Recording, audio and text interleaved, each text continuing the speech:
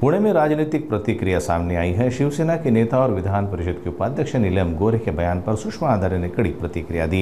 नीलम गोरे ने दिल्ली में आयोजित मराठी साहित्य सम्मेलन के दौरान कहा कि उद्धव ठाकरे को सम्मेलन में 2 मर्सिडीज देने के बाद एक पद मिलता है। इस पर सुषमा आधारे ने तीखी प्रतिक्रिया दी और नीलम गोरे को चापलूस और गद्दार करार दिया। नीलम गोरे, नीलम गोरे हे नाव उच्चारल्यावर तुम्हाला काय आठवतं?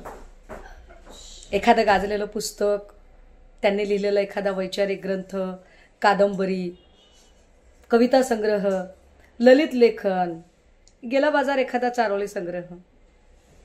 नाही, साहित्य संमेलनामध्ये साहित्यिक म्हणून त्यांना त्यांची मुलाखत घेतली गेली म्हणून मी आपलं सहज बोलतीये। तर अशा या नीलम गोरे यांना साहित्य संमेलनात बोलावणं, साहित्यिकांचीही कधी कधी अगतिकता आणि अपरिहार्यता असते आणि यांनाही तसं कोणी बोलावत नाही।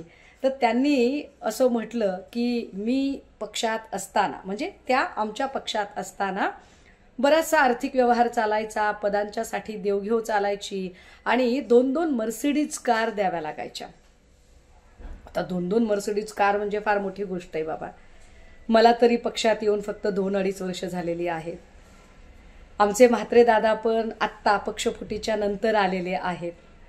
पण त्याच्या आधी मातोश्रीवर सदा सर्व काळ पडीक कोण असायचं? तर नीलम गोरे असायच्या। पक्षात कुणाला घ्यायचं, कुणाला नाही घ्यायचं, कोणाला प्रवेश द्यायचा नाही द्यायचा, एवढंच काय, मातोश्रीच्या गेटच्या आत कुणाला सोडायचं, कुणाला नाही सोडायचं, बॅरिकेड्स लावण्याचं काम नीलम गोरे करायच्या। त्यामुळे 18 महिने 13 त्रिकाळ मातोश्रीवर पडीक असणाऱ्या नीलम गोरे यांना हा आर्थिक व्यवहार जास्त चांगला माहीत असेल। उलट मी तर असा विचार करते की त्या असताना जर एवढा मोठा आर्थिक व्यवहार चालत असेल तर एवढे सगळे पैसे नीलम गोरेंनी कुठे ठेवले असतील बरं? म्हणजे त्यांची विदेशात पण काही खाती असतीलच ना, इथेही असतील। कारण नीलम गोरे म्हटलं की मला काही पुस्तकं किंवा त्यांची गाजलेली सभा, एखादं गाजलेलं आंदोलन असं काहीच आठवत नाही। मला नीलम गोरे म्हटलं की छान छान लफेदार पदराच्या साड्या, हिऱ्या मोत्यांचे नेकलेस, त्याच्यावर मॅचिंग कानातली डुलं, त्याला मॅचिंग असणारीच अत्यंत झोकातली पर्स, हातात हिऱ्या मोत्यांच्या बांगड्या, हा सगळा अवतार मला नीलम गोरे म्हटल्यावर आठवतो। त्या नीलम गोरेंना या सगळ्या आर्थिक व्यवहाराबद्दल जास्त चांगलं माहिती असेल, किंबहुना त्याच्या पहिल्या लाभार्थी नीलम गोरेच असणार।